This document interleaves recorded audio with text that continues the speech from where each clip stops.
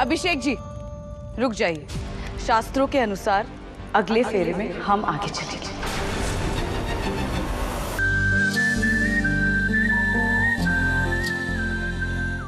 खतरा घर वालों से है माँ जी, जो जबरदस्ती घर के अंदर घुसकर हमारे ब्याह की रस्मों को खराब कर रही है। मेहंदी वाली बनकर आई और जहर देने, और फिर नमक वाला पानी पिलाकर बड़ी देवी बनने चली थी। वरना डॉक्टर है क्या वो, जो उसे सब कुछ पता होगा? पता होगा क्योंकि मैं पढ़ी लिखी हूँ, तुम्हारी तरह नहीं परिणीता।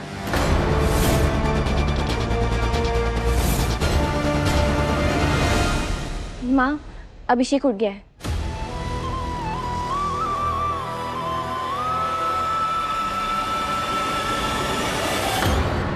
जय मंगलम सर्वत्रं दुर्गेश्वरी सत्वं रुद्राणी रुद्राणी सर्वेश्वरी पारं पादस्य पादाय चरणं पवित्रं।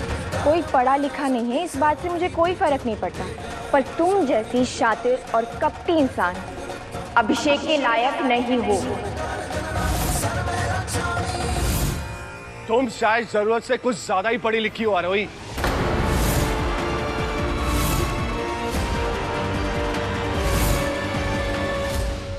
भाभी, मैंने कुछ बड़े वकीलों से बात की है और उन सब ने यही कहा है कि ये वसीयत जिसके भरोसे पे ये मैडम यहां रुकी है वो नकली है।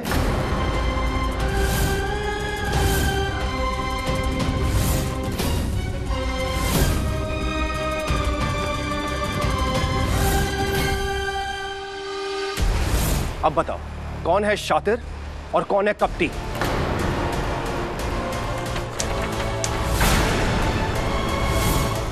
कितना गिर गई हो तुम आरोही, केवल इस घर में टिके रहने के लिए। तलाक की कार्रवाई शुरू करवाती हूँ, लेकिन इस घर को छोड़ के जाना नहीं चाहती।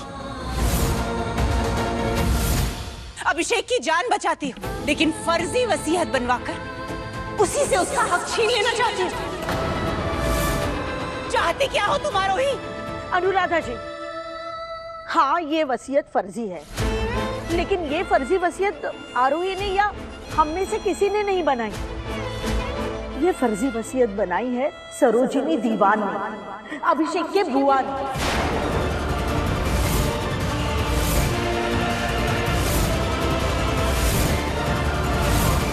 ये देखिए, ये मिला मुझे बाहर गार्डन में। बताना चाहूंगी सबको कि ये क्या है परिणीता? हम?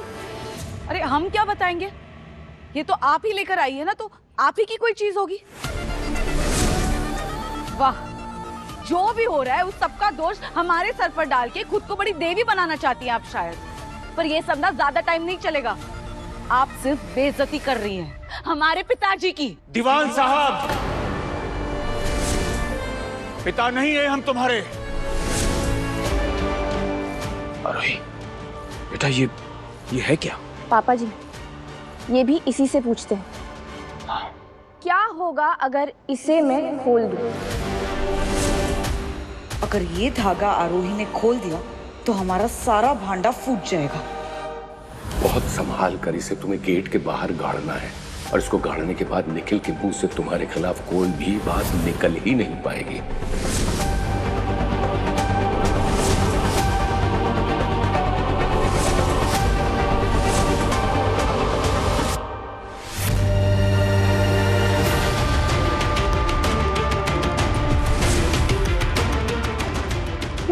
क्या हुआ? लेकिन बेटा क्या हुआ?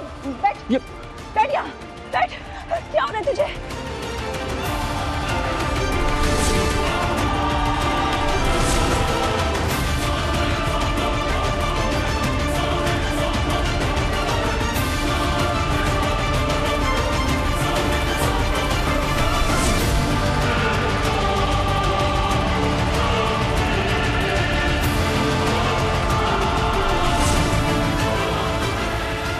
सही मौका आते ही थल आग में, जैसे ही जल राख हुए, आरोही को लगी चोट, निकलेगी घर से। ये सबके पीछे, और इस दीवान हाउस में जो कुछ भी गलत हो रहा है उसके पीछे ये है। जिस बाबा को इसका बाप इस घर में लेकर आया था, उसके साथ मिलकर ये दोनों यहाँ ड्रामा कर रहे हैं। जब इसका सच मेरे सामने आया तो इसने मुझे मारने की कोशिश की और धमकी दी कि मम्मी और अभिषेक को नुकसान पहुंचाऊंगी। ये काला जादू ये सब कुछ नहीं होता, ये सिर्फ तरीके होते दूसरों के दिमाग को कंट्रोल करने के, उनमें डर लाने के। निखिल भैया बिल्कुल ठीक थे, जो डॉक्टर ने कहा था ना ड्रामा है वही था। उन्होंने ताईजी और अभिषेक का डर दिखाकर इन पर इतना असर कर दिया कि इनकी आवाज चली गई। सब झूठा इल्जाम लगाना बंद कर दीजिए हम पर, बहुत हो गया आपका।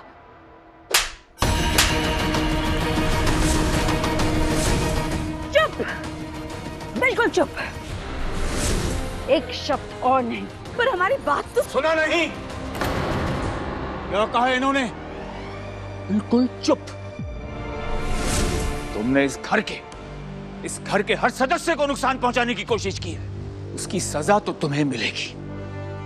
लेकिन वो सजा क्या होगी, इसका निर्णय इस घर की महिलाएं करेंगी।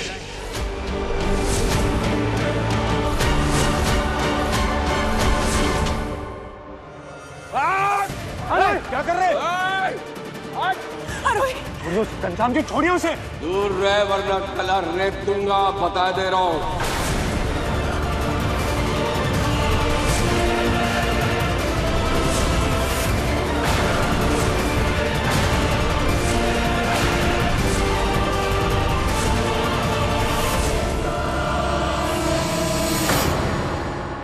पापों का हिसाब चल रहा है और प्रायश्चित का हिसाब चल रहा है, लेकिन इस हिसाब किताब के बीच में हमारा और हमारी बिटिया का कहीं जिक्र तक नहीं है।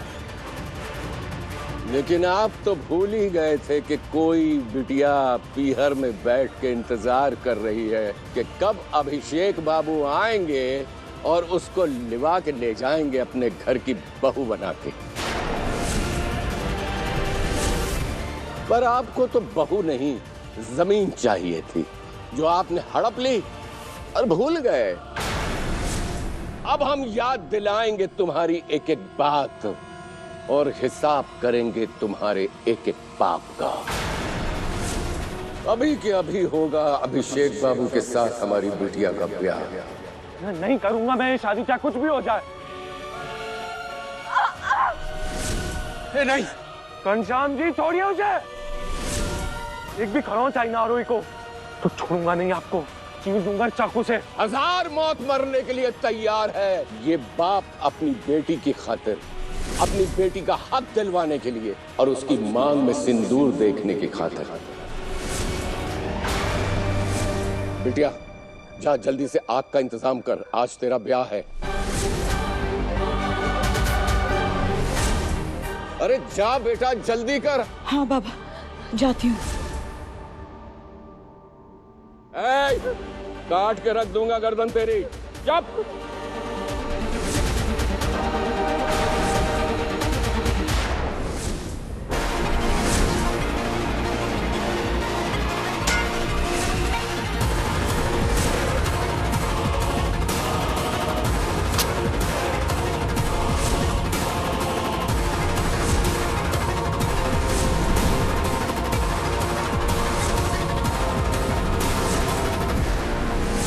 घनश्याम जी मैं नहीं कर सकता हूँ ये शादी, एक बार आप सोच के तो देखिए। और जबरदस्ती शादी करा के आपके हाथ में आएगा भी क्या?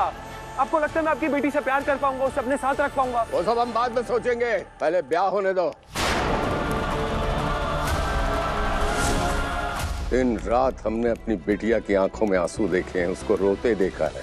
आज हम चाहते हैं कि उसकी चेहरे पे खुशियां ही खुशियां आए।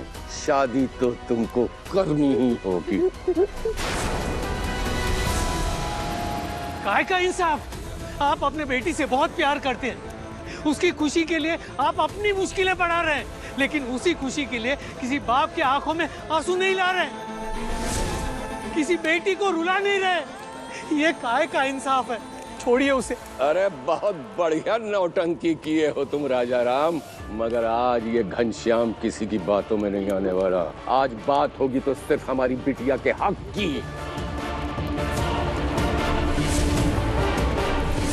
गठबंधन बना अपने दुपट्टे से और मोबाइल चालू कर, मंत्रोच्चारण चल जल्दी कर। रुको घनश्याम, तुम्हारे गुनहगार हम हैं।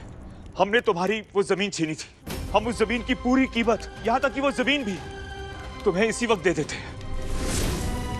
और उसके बावजूद भी अगर तुम्हें किसी को सजा देनी है तो हमें दो, लेकिन हमारे बच्चों की जिंदगी के साथ मत खेलो।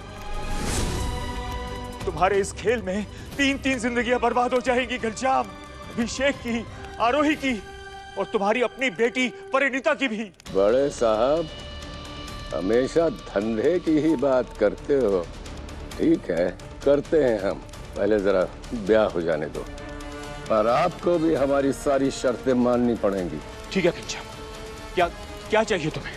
आपका पैसा, जमीन, रुतबा कुछ भी नहीं चाहिए हमें। देना है तो हमारी बिटिया के वो आंसू वापस कर दे और वो साल जो उसने जिंदगी के बर्बाद किए अभिषेक के इंतजार में, वो समय वापस कर दे। गांव वालों को बता के आप नहीं आए थे, आपकी गलती थी और मजाक बना हमारी बिटिया का। तो क्या उसके लिए आप लोगों की जिंदगी के साथ खिलवाड़ करेंगे? अभिषेक की जान लेने की कोशिश की, आरोही की जिंदगी भी जाते जाते बची और निखिल, उसकी तो बेचारी की आवाज ही चली गई थी। ये सब ठीक कर रहे हैं आप? जिस दिन से आप और आपकी बेटी के मनहूस कदम इस घर में पड़े हैं, उस दिन से हम में से कोई चैन से नहीं जी पाया। क्या आप लौटा सकते हैं वो तकलीफ, वो दुख जो आपने हम सबको दिया? नहीं ना, तो हम भी नहीं लौटा सकते वो साथ। बेटिया, इन लोगों की बात मत सुन, अभी जो मैंने कहा है वो कर, जल्दी कर। अभिषेक तुम मेरी चिंता मत करो, मैं मर भी जाऊँ तो कोई बात नहीं, पर तुम इन बाप बेटी के साथ उलझाना मत अपनी लाइफ को। ये बर्बाद कर देंगे हर चीज, इनमें उलझना मत।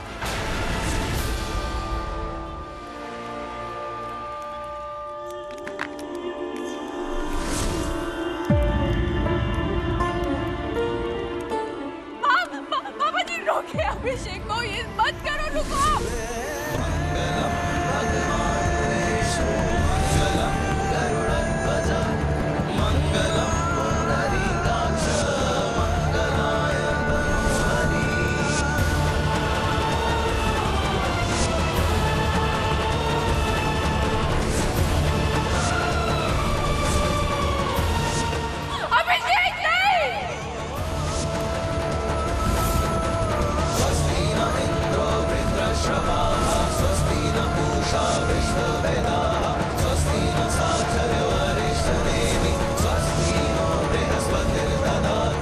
अभिषेक जी रुक जाइए, शास्त्रों के अनुसार अगले फेरे में हम आगे चलेंगे।